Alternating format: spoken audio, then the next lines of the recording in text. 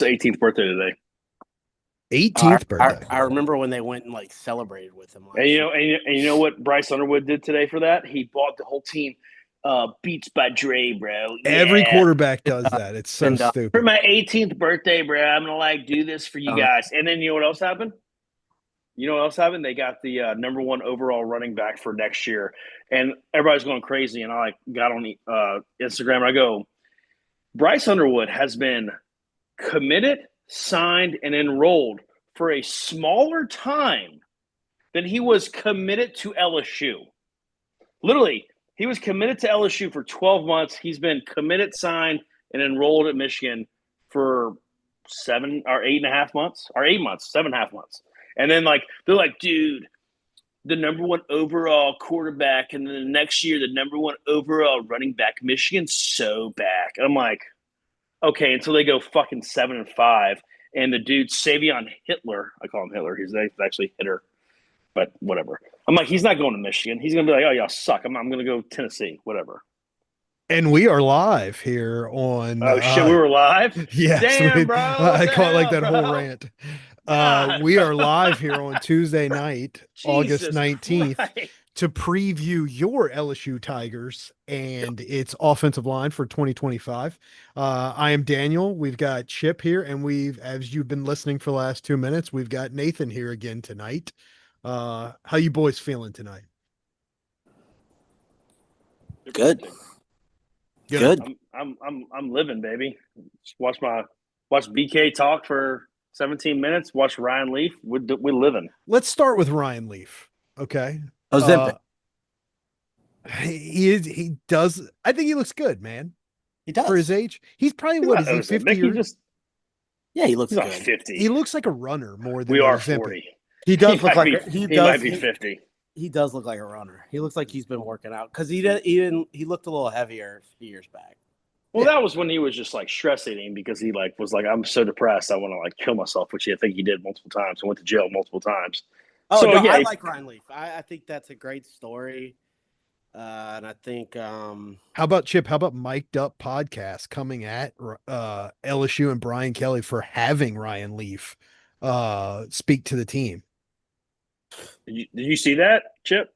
yes, is that what Mic'd Up said something? Yeah, they're like, why are we having this dude who 2 years ago said Jaden Daniels would have backed him up at or would be a backup at Washington, Oregon? It's like, dude, it was game one of the season. Like, who knew what he was going to be? Like, shut the fuck up.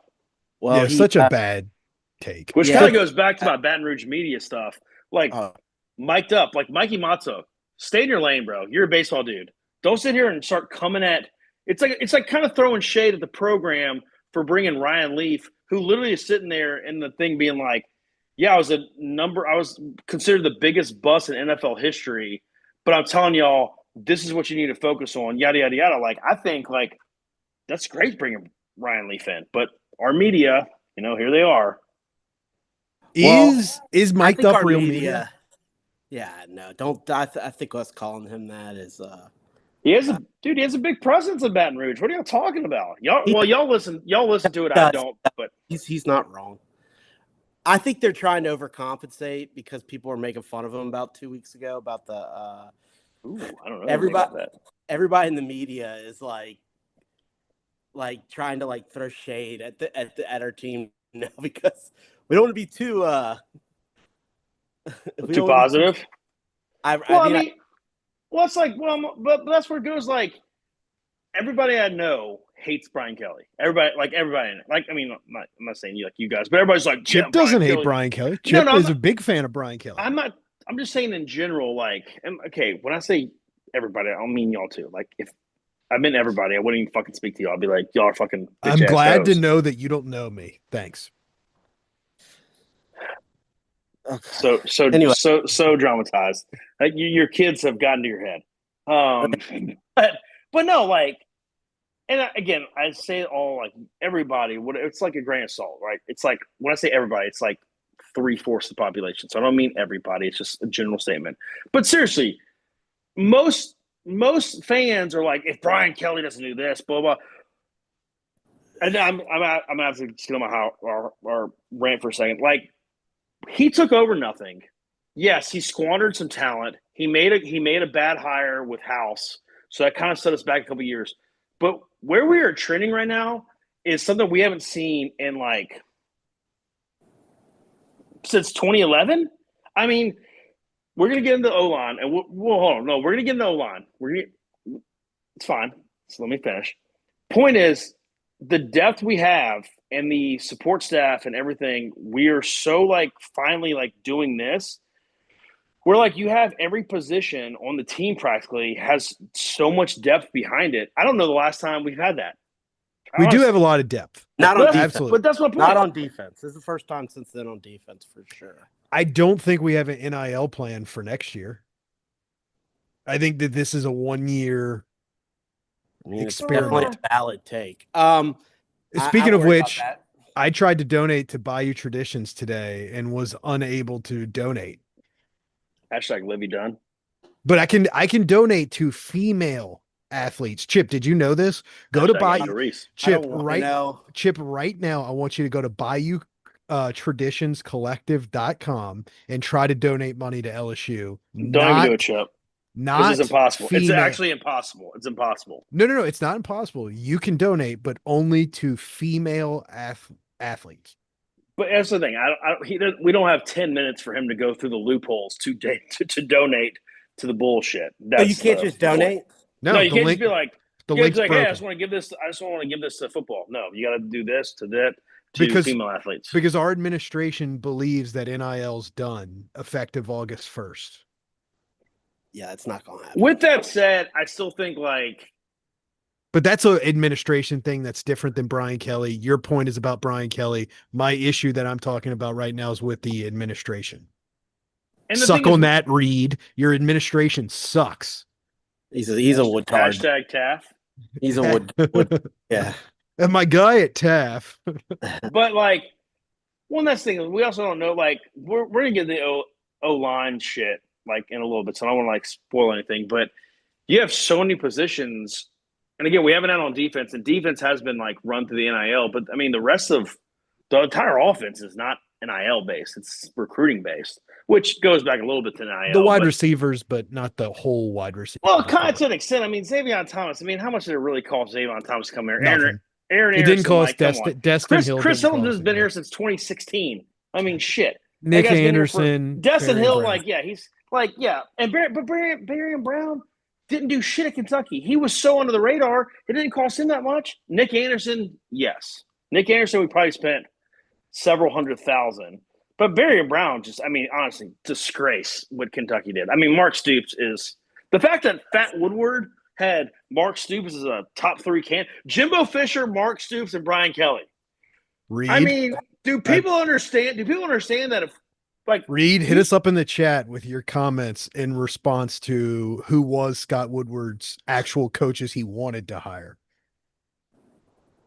I mean, I don't know what's he gonna say. I can't see the chat, so I'm just trying to bait him right now. I'm just trying to try. I don't give a shit. But I mean, Stoops was a person. He's gonna get fired this year. Stoops has no chance to survive. Jimbo's already gotten fired, and then we're sitting here oh my God, Brian Kelly sucks. But then there's people wanting Orgeron. It's crazy. It's crazy. Those people aren't real, though. I've never seen these people. The entire fucking fan base wants that shit, bro. Ed Orgeron, I watched more of that PMT shit. Ed Orgeron took credit. Dude, he took credit. They said, hey, what's your craziest recruiting story? He's like, let me tell you, when I was recruiting Reggie Bush at USC. And it was like, bro, what are you talking about? And he's like, I was just a coordinator. I can't even do his accent. I'm not even going to try. No, he's doing – so Orgeron's repeating his playbook from the year he took off where he went on Baton Rouge Media to try and get a campaign to get him hired. Yeah. He's fucking broke. I got the itch again. Yeah, motherfucker, it's called the LA Supreme Court. You gave half your fucking money to your ex-wife and you're living in Miami. Motherfucker, I know, bro. So he's going to be on all kinds of podcasts. But him saying his craziest recruiting story, I don't know if y'all saw this. He goes, I wasn't even the one recruiting him, but I was a recruiting coordinator at USC. So he was going to go to Notre Dame or Washington. He goes, I called up his dad. I was like, hey, you just come in with your wife and Reggie. And let me buy you a steak. Let me buy you a steak. And he's like, oh, we beat Iowa in the Orange Bowl. And he just said, okay, I'll come in. He goes, then, we hosted them. And, Reggie called after the game and he committed to us. And I'm like, bro. Yeah, the story didn't make sense because it didn't connect. Like, so you invited him over for steaks, but you won the Orange Bowl, and he said he came because you won the Orange Bowl, not because he grilled steaks. Well, he said bye. So he said they all went out. But what do we know about USC? USC vacated 2 national championships. They had lost 30 scholarships in 3 seasons. They have a laundry list because they paid for $1 million house. They paid him for a car. They gave him like $1 million. All this bullshit, right? Now, like, again, I don't give a fuck. Like, I think I knew everybody at the time's getting paid. Like, I don't care about that. It's Ed Orgeron being like, yeah, he came because I went and bought his. I called his dad and bought him a steak, so he came there. It's like, that's not why he came to USC. It's because he said, well, this is what Notre Dame's giving me. This is what Washington's giving me. I'm going to one-up you. And old Ed's out there being like, I'm the greatest recruiter in the history of the world. And the only people who buy it are fucking idiots like Big Cat. Ooh, I love Big Cat. But it's like the people like, I just think he'd be so cool. He's the man. It's like, no. Like, he's cool to, like, bro out with and have a beer. You don't want him running your football program and then half of LSU's football fans. There's no way this dude ever gets a head coaching job ever again. And I literally had another argument today about, I literally placed $100. I was like, he'll never get a head coaching job again. I had 4 dudes take it. I don't want to pay $400, but I'm pretty sure I'm going to get $400. But wait, you think he's not going to coach again? No, a head coach? He needs money. So he's going to be an assistant. You think he's going to be the head coach of a program? There's no chance, bro. Let's say Summerall does well at Tulane again this year and takes a job, and Tulane would never hire him. I didn't think about Tulane. I think Tulane would hire him. Yeah, I don't think they would. Tulane is one fear, but his son's coaching at Tulane. I'm riding with Chip. You want to know why? I'll give you one reason. Fox Why? News 2020. They are a bunch of libs, bro. They are northern libs at Tulane. That entire school. Biden's son was a professor there 3 years ago. College of Charleston is. I don't think Tulane cares that he was on Fox News in 2020. Okay. No, they do care. They do care. I don't think Tulane. It's a catch-22 because but Tulane would hire him for a shock value. I think he'd sell tickets. But here's the thing. I think we're okay. So here's what I need. You know what? He'd get donations. Hold on, I think he would have a better chance. I need to re-clarify this with my buddies. I don't think he'll coach a D1 program. He could easily go to a McNeese. I could see that. And I don't think he would go to McNeese. I think he thinks he's above that. Tulane's rolling, bro. They're not going to go from Summerall. They're playing in actual bowl games to a dude who any AD with a mind like us, like anybody who has, you can look at Ed Orgeron and be like, dude, you literally had 1 season out of 8. You've been a head coach for 8 seasons, and you've pretty much been a failure every time. And then you were 1 successful season. I don't think Tulane's going to do that because they've been really good for 4 years, 5 years, 6 years. Shit. Actually, they had the biggest rise from 21 to 22. So they only won 2 games. And he was very tight with Willie Fritz. Maybe Southern Miss just – yeah. And Ed Orgeron was tight. I say about what Fritz, I said.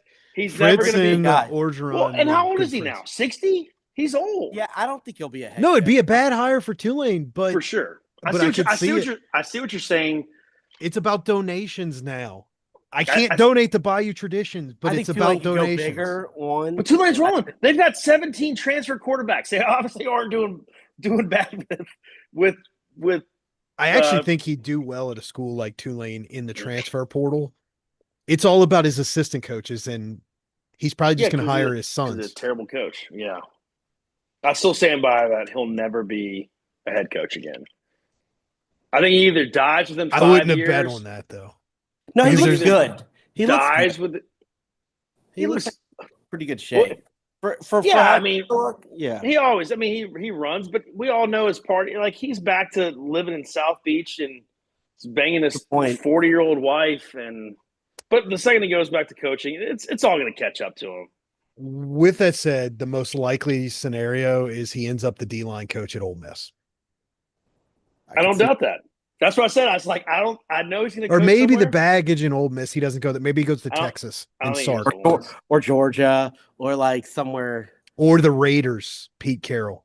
Ooh. See, so. I honestly think that like it's either going to be a small school, like not a small, but like a ULL, a South Alabama, where he's like recruiting coordinator, or. Because, I mean, dude, like, there's no SEC dude that's just going to hire him. He hasn't been coaching in forever. And, yeah, I think he could have got a job the next year at LSU. But the NFL is so different. They hire D-line coaches and these people that, like, you're like, this dude sucks. But they don't really care because those guys are already pros. And it's like, well, like, you should already know your technique. You should already know these nuances of whatever. And that's why he probably is a better fit for the NFL at this point. But he likes recruiting. That's the only thing that would keep him out of the NFL. He does. But he doesn't. Well, we've talked enough about most overrated recruiter in the history of NCAA.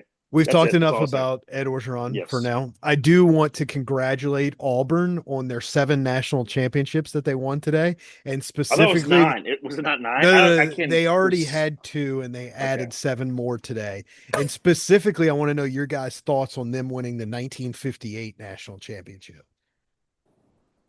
Did they claim that one? Yes, yeah, they claimed. They claimed 1950.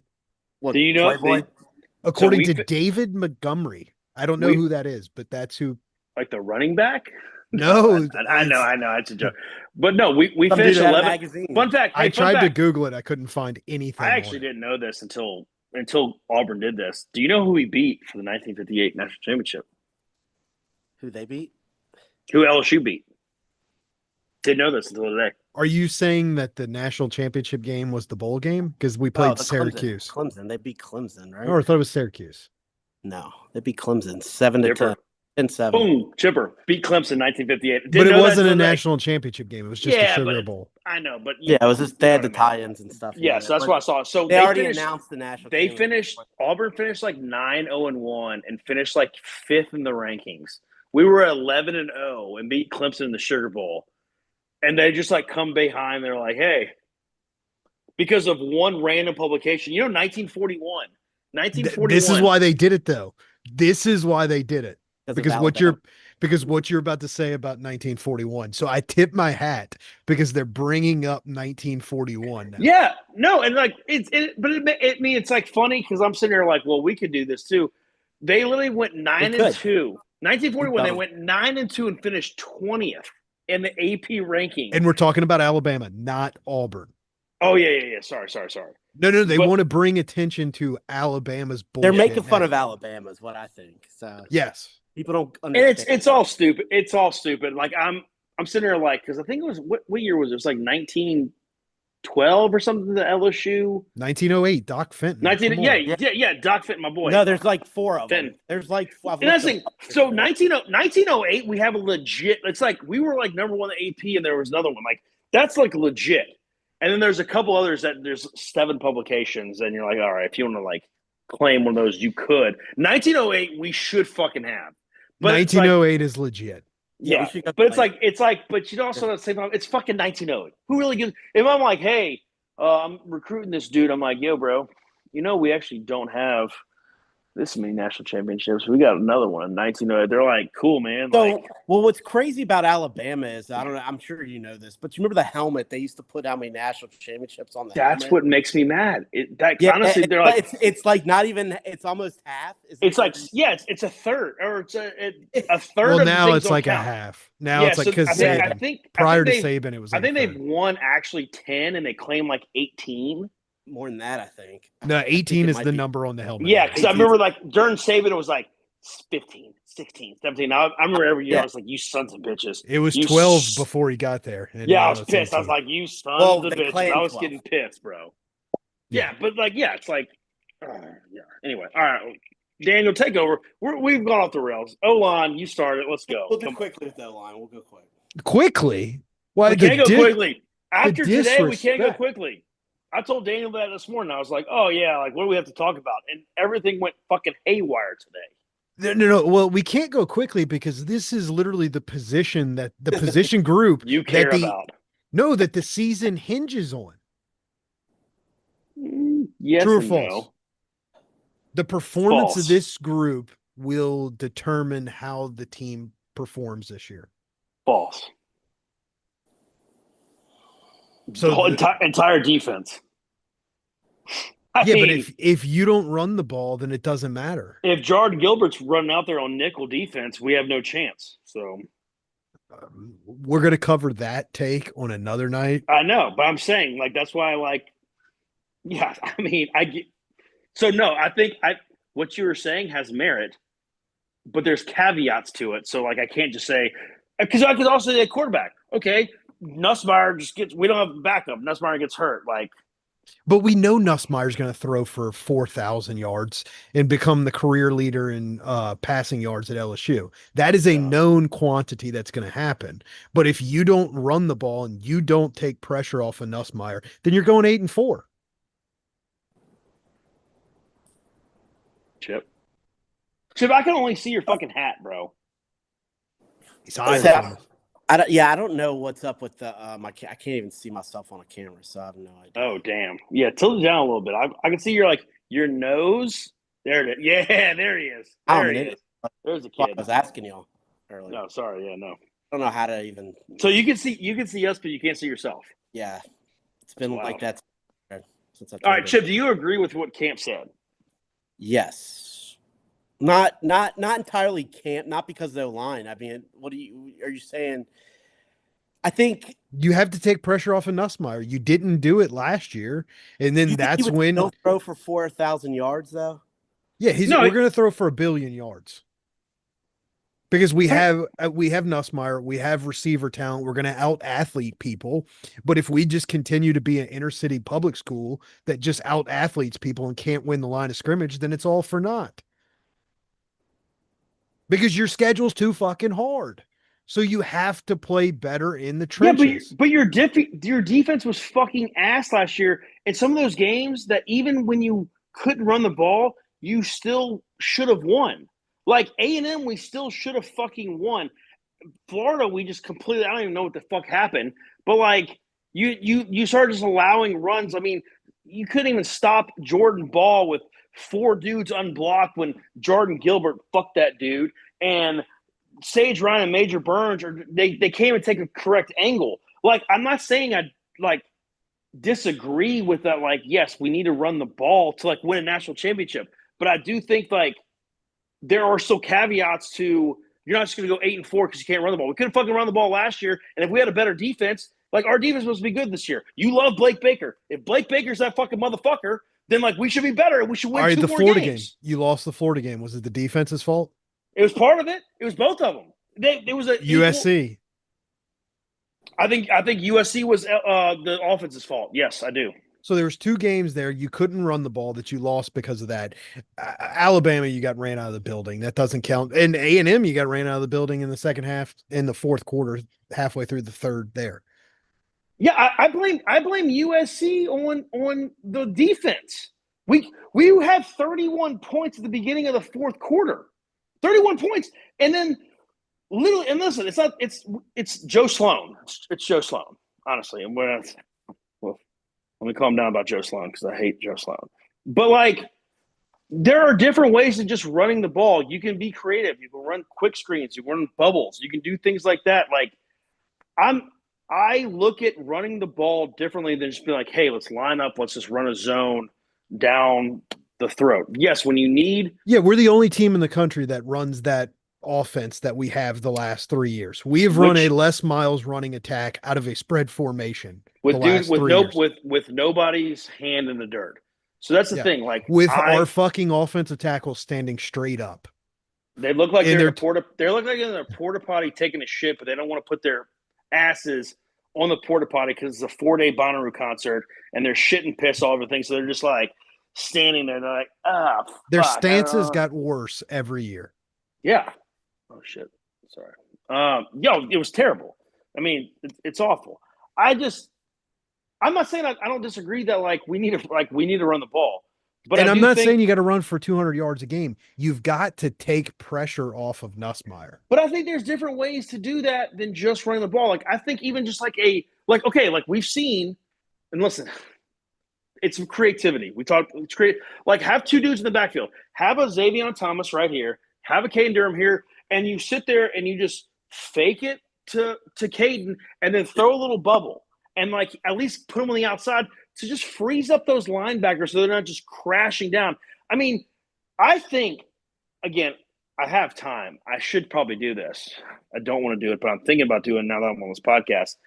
I'm 95% sure if we had a 2nd and 10, if we had an incomplete pass on first down, which we threw the ball like 90% of the time. We ran every time on 2nd and 10.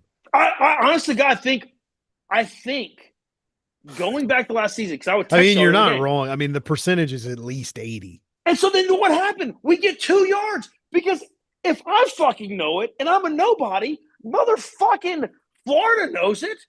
And it's like, dude, you can't be that predictable. And then it's 3rd and 7, and then shout out to Nuss and them for even getting first downs as many times as we did.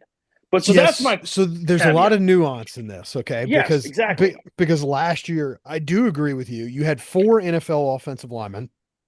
You couldn't run the ball because the play calling in the scheme was so poor. And DJ Chester was terrible. Which and Dellinger got half the year. We lost a lot of games after Dellinger went out. Yeah, not against USC. Dellinger was a big deal at the end. I didn't think that I didn't think he would be, and then Paul Babinga was just getting pancaked every time. I was like, oh fuck. He wasn't getting pancaked every time. Not every time, but when he got abused by A&M. DJ Chester was bad, and Mabinga, and those two together, they're like, hey, let's overload the left guard, the center, and they just came through the middle. And it's like, what do you do? Is our 2 tackles are studs, and like we're just going to rush 4 up the middle. But didn't Mabinga start the Baylor game, Chip? Yeah, he had a good game. Yeah. It was. So he wasn't terrible every play, is what I'm saying.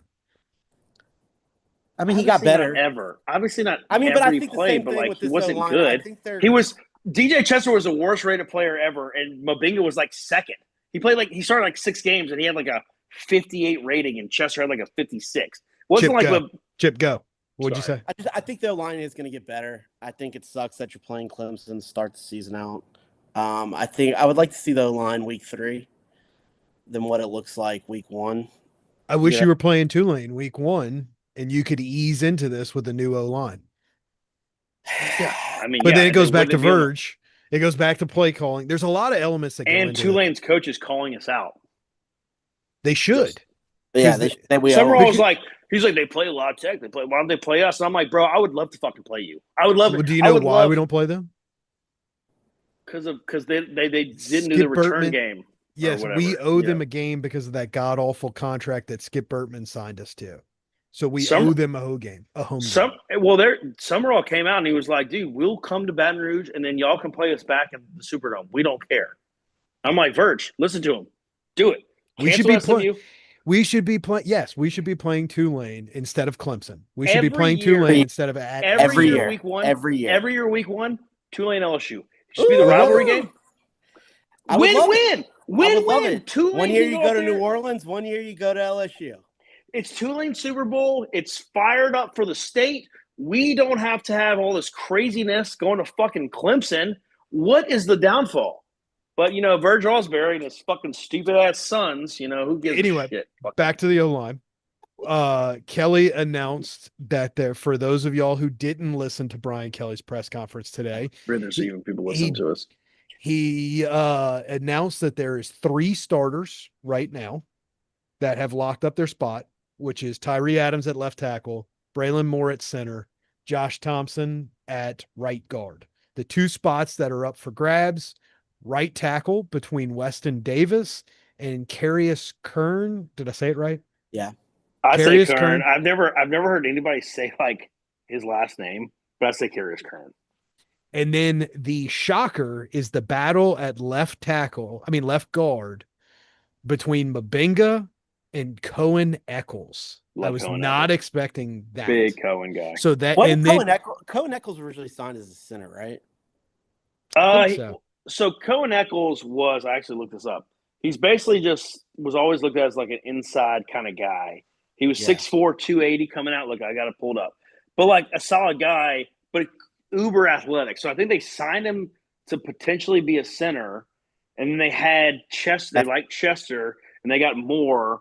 But yeah, apparently he's like crazy athletic. He's a little undersized. He's only like 300 pounds for a guard, but super athletic. So, but it is shocking that your only returning starter is not even in your top 7 right now. Isn't that shocking though? That could be a good sign. I think it's isn't that a good sign? Isn't that a good sign that the best person's playing? Yes. Which goes against my Jordan Gilbert theory. Yes, and I don't think he. I'm actually I don't think Jordan Gilbert's going to start, and I used to think that up until like 2 days ago. We have a $5 bet. Me and Nathan have a $5 bet. I say he will play. There's no fucking chance he starts. But Camp brings up a good point because the only way he starts is if he really was really hurt last year. Camp's point is basically that we'll get into this tomorrow night. I can't do. I'm gonna get too fired up. Basically, they basically have said that like Jordan Gilbert's gonna play fucking nickel and like third and long. Like, in what world are we not playing Woodland or Pickett? So then when Perkins drops down at D end or outside linebacker and rushes the passer, you're bringing Jordan Gilbert in for passing downs. And I'm like, if that, I can't. I'm not gonna spoil. We're gonna talk about that one tomorrow night. But the point is, that's the whole thing about that was. I don't think Chip knows this, but apparently Matt Flynn questioned the logic of LSU's.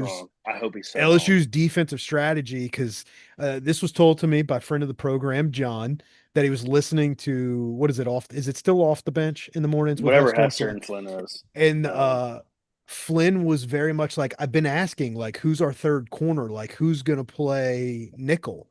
Like, you need and he was told by Hester, like, none of the LSU people would answer his question. Hester's like, well, I mean, they're going to play Gilbert there. And he's like, you can't play a safety. You've got to play a corner, especially against a team with a quarterback like Klubnik and Clemson. You need 3 corners on the field. And he's like, I'm very skeptical. He's like, it might work out, but. Bro. So, like, basically, like, it's like 3rd and 10 against Clemson. You have West, Witt, Harold Perkins, Cooley, Halsey, Gilbert, and then Delane, Stamps. It's like, bro, like what if they have 4? Like, they have 3 dudes.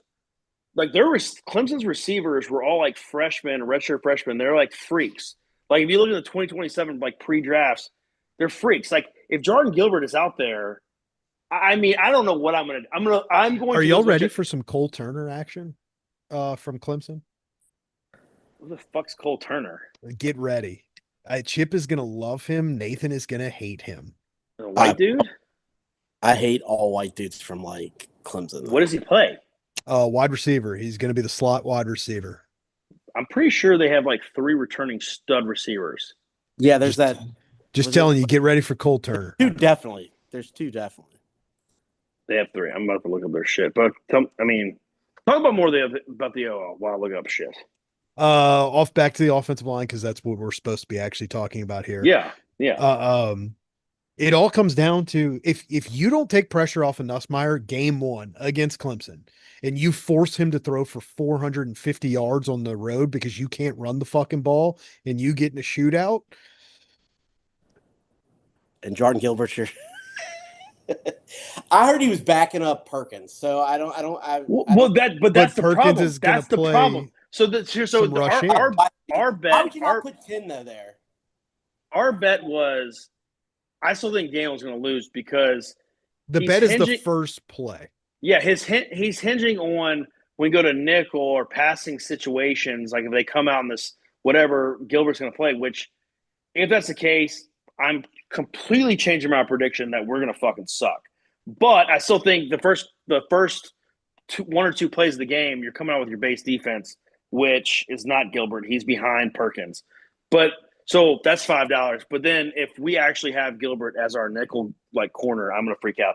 So just what I know, go back to OL because we'll talk about. Don't you think though? Well, this is the last time I'll bring it up, but don't you think he's probably just the backup if he gets hurt? Like that would be. I don't know. Well, Singleton's moved inside because they've moved Gilbert to the backup. Like he is not playing safety anymore. Gilbert is star. Like he is the backup to star. But the problem, according to the media, who only gets 15 minutes of action now. But the problem is the reason he's going to star is because that's basically a nickel because you're basically playing like a 4-3 with like your outside linebacker, aka Harold Perkins, playing in like that slot guy. So now if he drops down on passing downs, Gilbert's the backup. So it's like there's validity to what Flynn said because it's worrisome that Gilbert doesn't even play safety anymore. He's moved to back up Perkins, and Singleton is now backing up Whit Weeks. So now it's almost like they're saying, we want Gilbert to learn his position because when it's passing downs, Gilbert's going to be here. And if that's the fucking case, and DJ Pickett and PJ Woodland are not getting the field because of Jordan fucking Gilbert, then our season is over, and all of this is for naught. Because that dude is going to get abused again and again and again because he is fucking terrible. How you feel about Gilbert is how I feel about we have to run the fucking ball. What Nathan was saying, you can run in other ways, just like how we call it. We have the play calling has to be better. 100% agree with that. Well, you can't line up. But what worries me is Brian Kelly's press conference last week is he said there are times. Yeah, you got to be hard-headed when you run the ball, and there's times where they know you're running the ball, and you got to run it anyway. Well, how did that work out for us every single 3rd and 1 last year when you motion the fucking tight end in and you motion the wide receiver in, and every single time they knew you were just going to run that stupid fucking dive play, right, in an A gap, and they fucking stopped you every time because guess what? The other team has SEC players too. And so you can be hard-headed, but don't do the same shit over and over again and expect different results. Yeah, I mean, and like they said, like what it was like a week ago, they said we got inside like the 5-yard line, and we were doing like misdirection where we're doing something, and like the defense is fucking like bowled over, like because there's like you're inside the 5 or like they're on the 4-yard line. They've got 6 on the last scrimmage, and like you're doing like these slow meshing like little plays, and the defense is just coming at you. And Brian Kelly like lost his shit on Sloan and was like, stop trying to be cute inside of the 5-yard line. Just go at him. And it's like, at that point, it's like, bro, like, I'd rather get inside the 5 and just not even try to run the ball. Like, we got so many dudes. Have a bunch. Oh, shit, something dropped. Have a bunch and somebody like, there's so many ways. Like, there's so many ways. And that's where sometimes older coaches do get stubborn when it comes to things like this. And the play calling has to be better because there's not a lack of talent on the offensive line. They have done it. Brad Davis, Brian Kelly has recruited the offensive line better than probably at any point in the history of this program. Yes. And so the talent is there. It's going to come down to fucking play calling. So, I mean, you got Braylon Moore, who's a senior. You got Josh Thompson, who's a senior. Tyree Adams is a senior. I think Moore might actually be. Tyree Adams is Moore might actually be. Redshirt sophomore. So, but that's my point. I think Moore is a senior, Chip. Is he? Yeah. I'm pretty sure he's out of years after this. Yeah, I'm like, you never know. Who knows? You never know. Well, this is actually the last year they can do that shit. I saw a whole thing today. Yeah, until the NCAA gives up a until Diego Pavia is like, I want another year, and they're like, okay, Diego, like come back for year 15. Years don't count anymore. The amount I used to love that dude 2 years ago to now I cannot stand. That dude's not gonna last a year. He's talked so much. Like when we play Vanderbilt, I would say 80% chance when we play Vanderbilt, Diego Pavia is not going to be the quarterback. While Nathan die. While Nathan looks up whatever he's about to look up, make sure y'all go and donate to Bayou Traditions. Redshirt Junior, Chipper, Braylon Moore. Yeah. We might have a 2-year center. That's actually huge.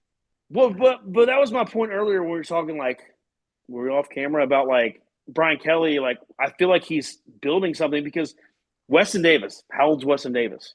A redshirt freshman. Yeah. How old is Carius Kern? True freshman. How old is Cohen Eccles? 18. Redshirts freshman. How old is Tyree Adams? Redshirt sophomore. He talked about Ori Williams, redshirt freshman. DJ Chester, redshirt sophomore. Like, I also want to put something else to bed to our 10 followers that we have. Lance Hurd is the most overrated player that's come through this program. Like, he was terrible at Tennessee last year. We're not missing him by any means. He really was terrible. These guys that we have are more talented than he's basically if Cardell Thomas like went somewhere and like played for a year and they're like, oh fuck, we actually like we paid this guy 1.5 million. This dude actually sucks. Yeah, I mean, like, no. Yeah, that's my point. It's like Brian Kelly, his first 2 years, he made some miscalculations with coaches, with players, whatever. Now he's got these guys. Our O-line. Well, he was always hitting on the O-line.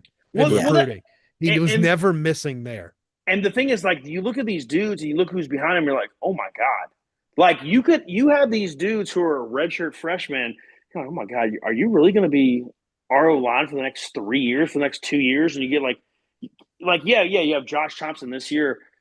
And then you look at these receivers and you're like, man, we're starting, and then you get the depth on the defense side. You got these freshmen, and you're like, this is finally starting to feel like what we thought was going to be about a year ago. Like, I feel like last year when he first took over, I was like, hey, year 3, we're going to like start rolling.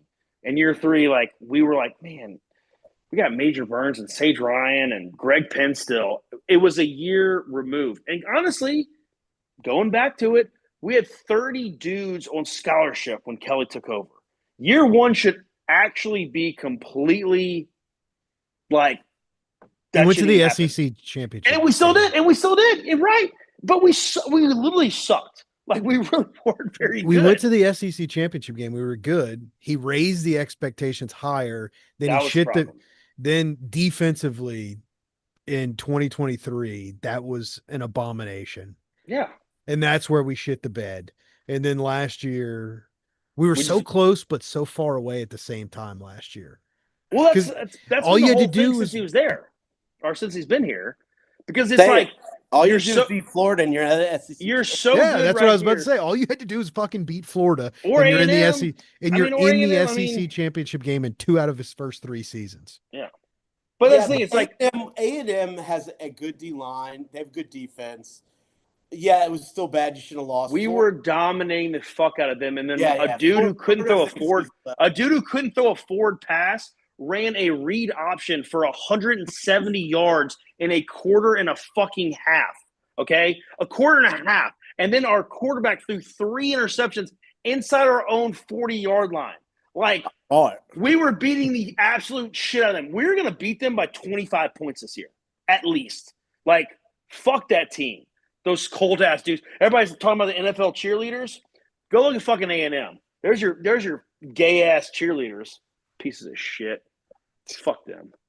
Chip, anything else you would like to add about the O-line?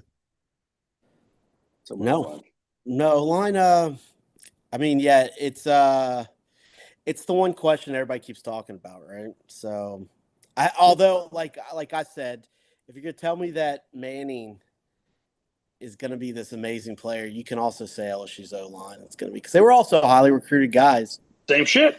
Good They're point, all Chip. Fucking super. Good talented. point, Chip. Good point. Wasn't Weston Davis a 5-star? Yes, he was high 4. I looked up. He was. No. I'm gonna cherry pick the one that had him as a 5-star, and I'm gonna say he was a 5-star. Yeah, I'm there for it. And like, I don't care if it was ESPN. Now, if you look on 3, they have like they're called like the rivals rating because they like. So you can't really fucking tell that shit. But I'll say this: I think this is my take about the O-line. I think Weston Davis 0 right tackle. I think yes. I think they're just trying to push him based on his comments. You need curious, you need Karen. I think, and then they asked him about DJ Chester, and he's like, "Man, it's a disservice because we've played him here, we played him here." I think if you get a guy hurt, Kern is your tackle on either side. He's your right tackle. He's your left tackle. And then if you have a guard go down, I think Chester is going to be your left guard or right guard. That's my prediction. Maybe Mabinga, maybe like depending on the Eccles Mabinga thing, but I feel like they're rotating them around to. I think they're giving up on Chester. They could, but because they're moving him to center and basically just. He was pretty adamant. He's like, we did him a disservice because we need him to be the backup center, so we're getting him reps there, so we have to watch his reps at guard. I thought his quote was that there's a lot of talented guys. Somebody's not going to be able to get on the field. Well, he said that about just in general, but he also said they said you haven't mentioned Chester. Like, what about him? He goes, listen, we've done him a little bit of a disservice. He goes, because we played him at right tackle, we played him at center, and we played him at the guard. He goes, there's a lot of talent out there, so somebody's going to be left out. He goes, but in the meantime, we have to get these guys familiar with other positions. So I think with the left guard, it's probably going to be Mabinga or Eccles, and who knows? Like, whoever wins that, and maybe if somebody gets hurt, they're going to be the left guard. But then it seems like they're trying to get Chester and Kern to be that like the old – who was the Adrian McGee, who can kind of spot in at every single position if somebody's hurt. And, like, I think Weston Davis has probably felt so comfortable that they're like, you know what? Let's put this fucking stud muffin 5-star freshman here to be like, hey man, you know what? To rattle the cage. Yeah, you've been good, but we've seen a little slack off from you. So like because he said Ori Williams wasn't ready. He did that, but the thing is, but I knew that we knew that. The fact that he mentioned Ori Williams is like kind of to my point. That's another redshirt freshman. These dudes are redshirt freshmen that you're like. These dudes have talent. Dude, they have. Have you seen these? Have you looked at their weight and their height? Oh, bro, they're all honestly like 5 and 6'7". I'm gonna try to keep it in my pants. I mean, they're like what you don't know how I feel about this. They like, draw athletic offensive linemen. Bro, they're 6'6", 305, 310, and they have flatter stomachs than I do, and I'm 5'11". I'm sitting there looking at them. I'm like, damn boy. I'm like, you look good. Chip, do you remember when? What's the guy who played for the Saints? Well, I mean, he was pretty good here. I'm not like dogging him. He still played. He just got hurt. Yeah, remember? Yeah. I mean, no offense, but dude. No, there's a better one. Clapp was good. I'm not gonna shit on Clapp. Yes, Clapp was good. I'm talking about. He looks different. He looks different than these dudes now. They all look jacked now with 6-packs, and it's. Chip, do you remember Donovan Campbell from Ponchatoula? Yeah. He was like a high 4-star. Yeah, his brother went to Georgia Tech. And then he got in trouble at Georgia. Actually, then he transferred to he was like a safety, right? What his brother transferred to La Tech. But the one that came here was like 6'5", 360. He was the 360 pounds, and would recruit these guys that were just fucking big sloppies. Cardell Thomas. And listen, Les did the same thing with Josh Williford, just like these sloppy ass offensive linemen. And that's why none of them made it to the NFL. Les just wanted dudes who could road grade. And then if we try to pass block, they would just get humiliated. It's like, give me a dude who can pass block first, being athletic, and then let's learn how to run block. And so that's what we're always going to be a pass first team. Like you're coming from an O-line mindset. I'm coming from a quarterback receiver mindset. So that's probably the reason we'll never like agree. Because like I think we should set up the pass to run. I coached in a program that threw the ball 75% of the time. I know, but you hated it. No. But I used that as a time to be like, that's when we get our kill shots. That's when you earhole motherfuckers. When you're pass blocking and you're uncovered and your linebacker doesn't come, that's when you wear people down in the run game. I used to get on their ass when they would just stand around and watch with pass blocking. Oh, yeah. No, let's double up somebody. Go ask Mickey Johnson. Adrian McGee, top number 1 on SportsCenter top 10, earholing 2 dudes Absolutely. in the middle of play, and he did. hitting himself with a head in the middle of play. I've never seen that, and I'll never see that again. Pass blocking does not have to be passive. There you go. Look at that. That's an O-line quote right there. Pass blocking does not have to be passive. Shit that I coached is probably illegal now. Like, well, yeah, no shit, dude. We were purposely ear holing people. Like, yeah, I mean, I remember going through no one when we played football, no receivers went through the middle because he went through the middle. It was taught, You're hey, gonna guess destroy- what? You're gonna Guess die. what? You're gonna get a concussion. And I was like, sign me up, coach. I run a 5.140. Let's go, baby. And I'm like, I can't remember what happened yesterday, but I caught the football. But also Fuck talking it. about the athleticism on the O-line, like if you have that consistently across the board, then you can create space in the run game because if your zone scheme, if it's outside zone, inside zone, you can create more, you can create a hole because you're getting more horizontal instead of pushing, instead of a traditional just fucking drive. Well, block. that goes back to, I mean, we haven't even talked about it, but like, I'll say it. I think Brad Davis is a fucking awful O-line coach. But he's an I elite think- recruiter. Exactly. Elite recruiter. But listen, I look at our O-line stances and I'm like, who's teaching them to stand like that? And then their splits are this wide. Yeah. And I'm like, how can you have a zone, like a little inside dive play when the center is right here, the guard is this split, and then the center's this split? It's like you're condensing everybody. Like, because the D end is going to line up according to the tackle. The D tackle is going to line up according to the center or the guard. So, like, when you're bringing everybody in, they're even closer. Like, and I've been saying this for 3 years. I don't understand what we're doing with our splits. For literally, even back in the Joe Burrow days, our splits were like this far. And then I look at other teams and I'm like, they have such wide splits. And in college football, it's an East-West game. It's not a North-South game. Mm-hmm. And so, like, that's where I have a problem with is like, let's widen those splits out. Let's get a little bit of like misdirection to hit those middle gaps. But like, we don't do that. We literally just are like, hey, we're going to line up with a 6-inch gap and just try to hit you in the nose. It's like, okay, Les. It's like, such an old school mindset. But then the rest of the game is not. It's only inside the 5 fucking yard line or like on 4th and half a yard. The entire rest of the game is split out until it gets like, we're just going to hit you. And it's like, you can't do that. You can't just be like, hey, we're spread out. And that's where that Brian Kelly quote last week about being stubborn in the run game, that's my one concern. Does he override Joe Sloan? My one concern is Jordan Gilbert, but yeah. No, I'm talking about on the offense and in the offensive line. I just had to get another jab at Jordan Gilbert because I talked about Austin Osbury dying, but really I'd rather Jordan Gilbert get a DUI. Well, dude, you have a lot more options before you get to Austin. I wish I know. So you've got Toviano. Honestly, you've got what Spears. I said about Osbury, I meant for Jordan Gilbert. I would do nothing more than Jordan Gilbert to harbor murderers in his fucking dorm room for 2 months. Put him in jail, please. Give me Lindsey back and have it be Gilbert, please. Our team gets exponentially better. But anyway, that's me, I guess. Sorry. Right. No comments. Right. No comments for anybody. I'll just put me out there. Make me sound like a fucking asshole. Okay, guys. All right. I reeled you in after the Austin Osbury last night. So this one, I'm just gonna let it slide. I'm just gonna let it marinate. Okay. Yeah. Whatever. Jordan Gilbert's the worst. Whatever. Don't care.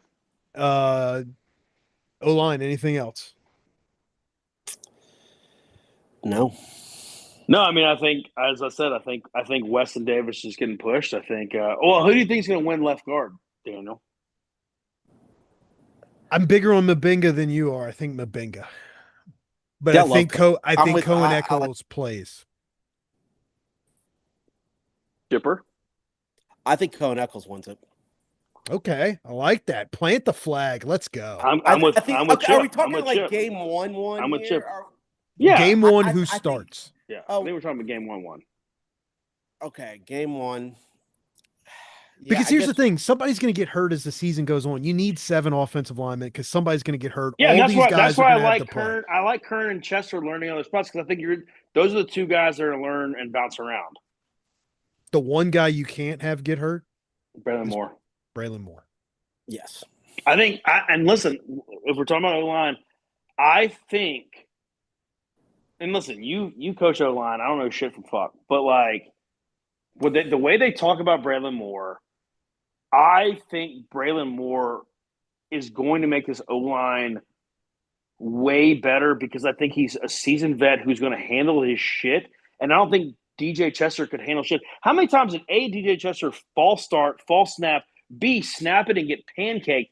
And dude, if you're a quarterback, like if you're 4 yards away from the center catching the ball and you're fucking center, the second he snaps it gets pancaked, you go into oh shit mode. And that happened. I mean, that happened probably like 8% of the time. Like, pressure up the middle affects quarterbacks more than pressure off the edge. 100, 1,000, 1,000,000%. And that's why we've been weak on defense because as big, like we had dudes rushing up the field, nobody in the middle. So like, I think Braylon Moore is a literal godsend. And that's why I'm high on the O-line because as great as I love Will Campbell, I think Emory Jones, he should be your left tackle. He's a fucking idiot. He shouldn't have, he'd be a first round draft pick, fucking poser. It should be him on left, Tyree on right.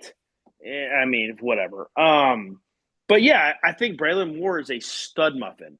And I think Josh Thompson is another stud who missed.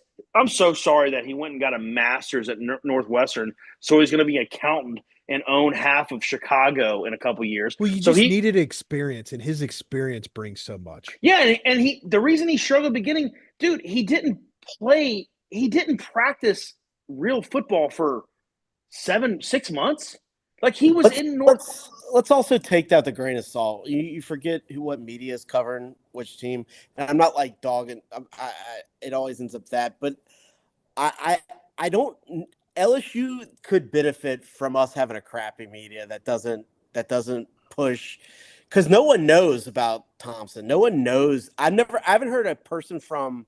I mean, yeah, I've heard some people talk about us getting Braylon Moore and Thompson, but I don't think everyone knows how good those two guys could be. I mean, one was. I don't know if he wasn't all Big Ten, but he was like, I guess he was honorable mention. Yeah, but, I mean, he was a 3-year starter at a Big Ten school. But it was at left tackle. So like this isn't Harvard, is what I'm saying. Like the center a few years ago. No, what was his name? Liam. Harvard. What was that guy's name? Liam. It wasn't Hendricks. It wasn't his fault. I actually thought he was a cool dude. Like, yeah, but and he's not Charles Turner even. I mean, it's like yeah. I mean, like exactly. He's not Charles Turner. Liam Shanahan. Yeah. But that's my point. Is like, but I think this could benefit us. Is what I'm trying to say. I think the line could be a lot better. This is what I'm finishing with. I think the line could be a lot better. People didn't even realize those three were going to be called the starters today. Like, you know what I'm saying? So they had no idea that. How do you go to all these practices but don't realize Chester? Yeah, I mean that's weird. That's weird. I mean, I feel like I could have, because those guys don't watch the O-line. The media goes and watches 7-on-7 with Nussmeier and Barry and Brown. And I mean, the Josh Thompson thing, like the first, all you heard the first week was Josh Thompson struggling, O-line struggling. Josh Thompson's going to be. Yeah. Josh Thompson moved from I didn't worry tackle, about that at all. Left tackle to right guard. He stayed in Northwestern to get a degree because Northwestern's a top 10 school in America. I'm so sorry. Man, LSU degree is top 5 in America, baby. Shut the fuck up. In my world, it is. I can assure you my 2 degrees have not proven that. Yeah, but that shit means more. It means more to you and me. Regardless, he didn't have like live action. So he comes back and all of a sudden he's facing Bernard Gooden, who's just a stud. And he's just like, and he's learning an entire new position. So yeah, for a week and a half, 2 weeks, he's struggling. And then guess what? You haven't heard a peep about that dude for a week and a half. And Daniel, what do we always say? If you don't hear anything about an offensive lineman, that means you're doing your fucking job. That means you're having a great game. Exactly. And that's where we're at. And so guess what? I'm high on the O-line. Whether we run it or not, Daniel, I'm still high on the O-line. I think it's going to come. It's not going to be a talent issue. It's not going to be. It's going to be play calling. Yeah. So I think we can be high on the line and not run the ball and the O-line still be okay. I think Joe Sloan's he's got to be better. He's got to be better. I mean, you can't just have 3 wide and a tight end and just be like, we're just going to run a zone read with a dude who runs, a 4.7 40. Couple other quick hit topics here. Follow up from last night. Michael Van Buren just jammed his finger. Should be back tomorrow. Yeah, knew that. I used to jam my Never worried. Also got an update from friend of the family. Friend of the program, friend of Derek Panansky's family is what I meant to say. That's Reed. too hard. That's the Reed. Yeah, We that's wanted the guy him- who won't show his fucking face. Won't show his face. He says that Panansky lives in Florida Shocker. and works for some sort of sports marketing company, but couldn't confirm what company it was. Hashtag binder. And then lastly, the That's a pyramid universe scheme. He works or- for a scheme. probably a pyramid scheme. He would thrive in a pyramid scheme, though. I mean, the way he worked his way in the O circle, and now perfect for him. I mean, he literally has a felony for lying about military service on a federal application. What is that called? It's called stolen valor. Stolen valor. Like, Stolen he's like the valor. real stolen valor. Just like Patrick Cantley's top tens in majors, stolen valors. Don't even start. You're But fucking last note, bullshit. Southwest Louisiana announced their starting quarterback, Walker Howard. The fact he was in a fucking competition. Well, he tells you wasn't in a everything. competition. They always all say that. bullshit. Every quarterback. I think he might be your starter next year. Has any quarterbacks Chip, that don't get me started transferred? on that shit. Don't even get me started on that shit, Chip. Yeah, If he has a good year, why not? Because he sucks, bro. He literally was third string at Ole Miss and got run out for an 18-year-old. all right. He So is not chips on LSU. I Chips don't on think record. that's a dumb take. I'm not DJ gonna- Lagway. I'm not- DJ Lagway's our. no. Really? Say the other one that you said, Nathan. I don't want Lagway. I fucking hate Lagway. But you like Walker Howard? DJ Lagway. No, way no, fucking I don't. better. I would rather Lagway over Walker Howard. That's my point. Okay. I mean, but like, I just. well, I hate who Billy else Nate. did I say? Camp? Eli Holstein. You said Eli Holstein, not me. Oh, I thought you Eli said. Hol- I think Eli you Holstein said would that. be cool. I think Eli that's- Holstein, I'm not against. I Yeah, still I'm not think against- I'm actually higher on Michael Van Buren than Daniel is. I like Michael. Yeah, I think it's either gonna be- there's- You can't go Michael into Pittman next year doesn't with- suck. Yeah, but you can't go into next year with him as your only guy, and LSU's You going to don't. be You have such Colin an. Hurley. But that's the thing. So like, but Hey, that's can where can we hey, don't. We haven't thrown too But much everybody- kudos to Hurley. Hurley is jacked. I know I keep. Oh yeah, saying dude. His that thighs. stuff. His Like, thighs holy are as big crap. as my torso. My torso's He's- fat. His thighs Is he are 17? thick. He's a big motherfucker. Yeah, I think he turns 8. I think he turned 18, but he turns 19 in like April. So he's like a young 18. But that's the thing, I mean, it goes back to like, You're going to What- get somebody what- else out of the portal. but what college football is, I mean, You've yes, got $2 million to spend when Nussmeyer's leaves. but maybe because then we talked about all these dudes replacing. Like, I don't think we know. I don't think we have a clue which way we're going because I like Michael Van Buren. I like his upside. I think he's a good quarterback. I think he got thrown in the fire last year for a horrendous Mississippi State team. He actually did okay for them. So then Yeah. he sits has the same behind stats as Nussmeier for a Lagway. year.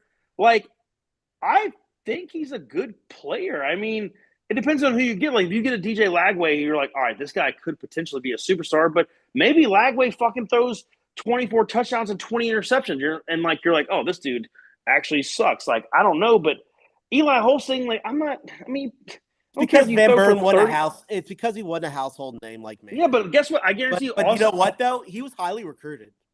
Austin Simmons at Ole Miss, like, he played one series last year for Ole Miss. That's it. And he did well, and he's their starting quarterback. Like, we don't really know what's going on. They seem to like Van Buren. I think it's okay. I think it's very tough to say what's going to happen for next year. I mean, y'all are on the record saying he's not on the team. I don't know one way or the other. I think it's going to be Van Buren.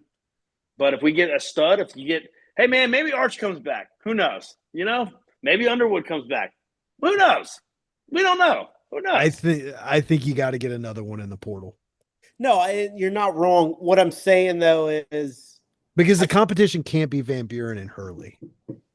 But you don't know. They could be really good. They're behind Garrett Nussmeier, man. Like, we thought Garrett Nussmeier sucked. We're like, oh, really, Garrett Nussmeier? I think Van Buren's a gamer. I think Colin Hurley's a gamer. Yeah, like we don't know. Like we only knew a little bit about. We're like, oh man, all Nussmeier does is throw deep balls, like because he would just come in and just sling it deep. You're like, oh, he can't do that shit. And then like he threw 12 interceptions last year. You're like, oh, he's kind of a gunslinger, but he's a stud. Like, look, but all three of these quarterbacks could have went to most places, but those two backup quarterbacks. This isn't the third string from Memphis. The kid that went to Memphis. It's not even like if you look. It's not AJ Swan. Bro, it's better than AJ Swan. Did y'all know that quarterback in the Natty game? What was the black kid's name? Juwan. Wait, who? Who? Remember the guy? So it was. He came the Joe Burrow. He would have been a freshman in between Joe Burrow. You're talking about he went to Memphis, but he never played at Memphis. But I know he's talking about. Like Hurley's not that. Who is he talking about? I know he's talking about. He's from Alabama. No, he's from Alabama. Don't look it up, Nathan. I can get this. Who was? I'm gonna look it up. And then there was another one.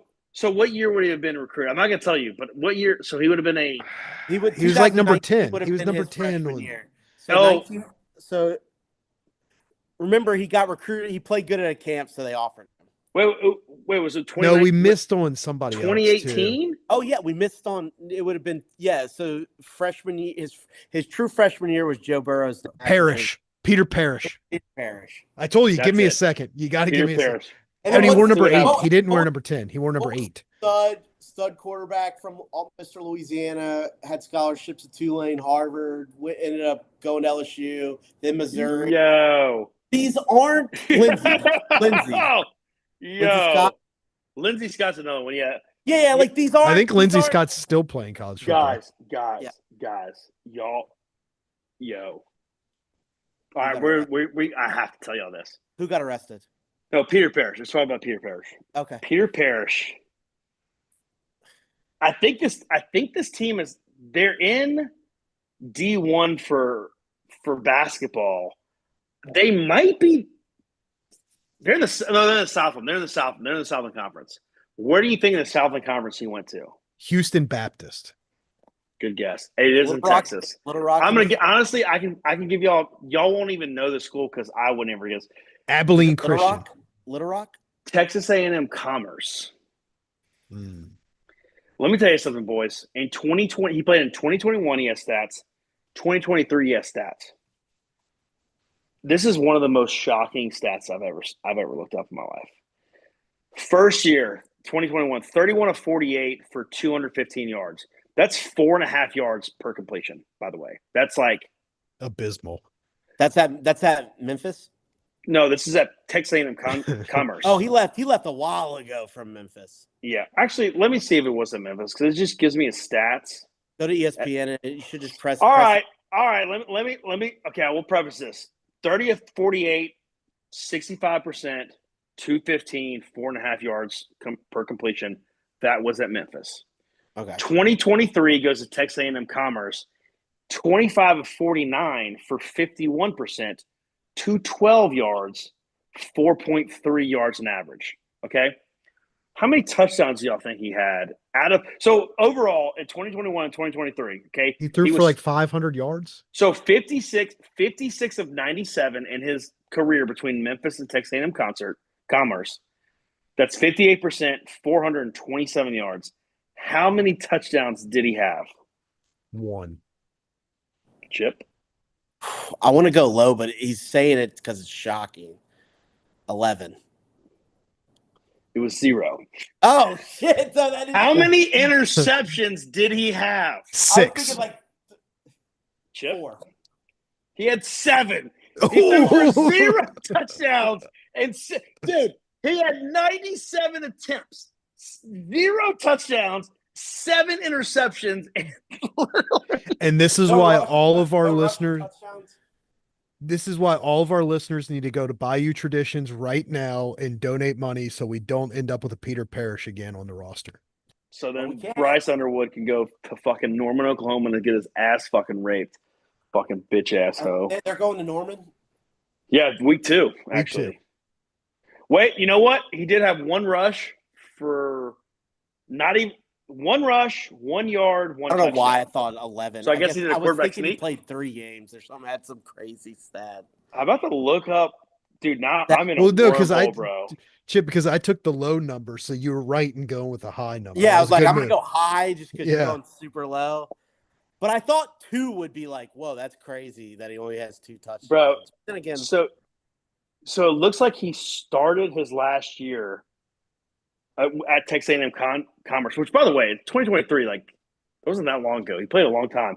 He went 6 of 12 for 54 yards and 3 touchdowns. 6 of 12, 3 of those were interceptions against UC Davis. 11 of 24 against Sacramento State. 8 of 13 for 90 yards against Old Dominion. Lost 10-9 against Old Dominion. Shout out to them. I'm they just got a, noticing we had got some a- comments in the chat. I gotta look at his Memphis stats, bro. He started a game against UCF in 2021, October 22nd. He threw all 48 of those passes in one game, 31 of 48, 3 interceptions, 6 sacks. His QBR was 31. sounds like a no-line. He ran the ball 22 times. Bro, I can't. He threw the ball 48 times and ran the ball 22 times for 60 yards. This is a mind-blowing. Peter Parrish, haven't heard of that name in 4 years. Oh, man. This is what you come here for, ladies and gentlemen. And we Elite. had some comments in the chat. Just want to say, Gabe, friend of the program, says Gabe, shut up. Gabe says that Orgeron would definitely go to Nichols, and Nichols would definitely have Orgeron. Yes. Okay. Hey, That's man, good. I spent a week in Thibodeau, and I don't know if they would. They're doing a whole thing. They play week 0 on ESPN, so tune in. Who do they play? I don't know, but I don't know if Orgeron would go to Nichols though, because how much would they pay him? a couple $100,000. Yeah, he could easily get $1 million as the D-line Well, coach. but that's what goes back to, like, I think Gabe's right, but you are also right of, like, what is Ed Orgeron looking for? Is he looking for money, or is he looking to be a head coach? Does he have enough humility? Does he have enough humility to be like, hey, I won a national championship with LSU. Now I'm going to be Nichols head coach, or I have enough humility to be a D-line coach at Nebraska. I don't know. I mean, he was pretty adamant and happy that he got $18 million buyout and was talking about it. TJ Ribbs is like, yeah, I got my $18 million. Show me the door. So I don't think he really has much humility, and he's trying to bang pregnant wives of boosters. So I don't really know. And also, Gabe commented saying that Derek Panansky is the Polish prince. Unfortunately, he was. That was a great radio show. Collada. Yeah, and he the did. Prince He was good at that. Like, I don't know why. What's Galata doing now? selling medical equipment. Yeah, I guess. No, I think it was Gabe. That Gabe was the one I think that told me. Was it Gabe, Chip? Well, I mean, when you cheat on all your wives and you got to pay all those things, I mean, that's what happens. I mean, that $80,000 ain't living like you used to. You got to make that 120 and grind. You got to get back on the road, bro. But it is what it is. Anyways, back to the quarterbacks. They have good backup. We have good backups. I think it's just. And donate to Bayou Traditions so that we can continue to have great quarterbacks. Just keep clicking until the link works, man. I'm not donating to Bayou Traditions until they I wonder how my long door the link down. hasn't worked. Isn't that crazy? I bet you we shut it Pissing down on me off. August 1st because we believed that NIL doesn't exist anymore. We probably did. We're probably like, let's shut it down. It's just gonna piss me off even more. Yeah, I mean, fuck. it's- They should be probably- mailing everybody, emailing everybody, calling everybody on a daily basis until somebody tells them to fuck off, and then the link should work, and you should be able to donate $5 a month, even if it's $60. If you got 100,000 people donating $60, we can buy a stud linebacker or 2 stud linebackers. But hey, whatever. Anyway. All right, we tomorrow done? night. What's our topic tomorrow? I got to piss. Predictions. Season predictions. Season overall whole. And then next week we move into it's tonight. We got Wednesday and Thursday. Well, I we got to think- do a whole season preview. Okay, so I think that's tomorrow night. yeah, I think we go game by game. Each one of us makes our prediction. We go Clemson. Everybody picks winner yeah, loss. and then Yeah, I we'll think that's go, tomorrow night. game And then- week. You'll go into detail of the game. Yes, Yeah. we'll talk next week. We will talk about Clemson, I love it. I'm about to piss my pants. but that So, leaves like, us something for Thursday. We'll figure out something. Yeah, Maybe we'll have a guest on Thursday. Ooh, well, he's got to show his face. So otherwise, we might have Well, no, Travie. Fair.